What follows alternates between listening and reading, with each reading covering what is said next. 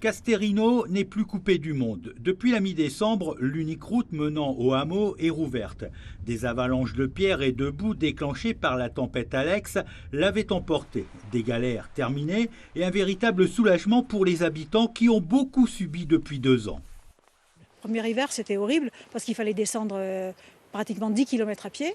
Le deuxième hiver, on pouvait venir jusqu'aux Mèches. Au début de l'hiver, donc c'était déjà bien mieux, mais il fallait quand même faire une grande partie à pied. Et là, bon, moi j'ai 72 ans, donc avoir ma voiture ici à Casterino, ça n'a pas de prix, quoi. Dans ce paradis alpin, tout a changé. Le parking fait à nouveau le plein, les pistes de ski nordique ont été damées et les amoureux de la nature, essentiellement des Azuréens, peuvent en profiter. Depuis que le petit est tout petit, on vient voir les marmottes, on vient... Voilà, on fait de la randonnée, du ski, du ski de fond. Le retour des touristes rassure les restaurateurs. Si vous prenez par exemple une entrée, un dessert ou une entrée, un plat. Faire marcher les commerçants et les restaurateurs, c'était important pour nous de le faire.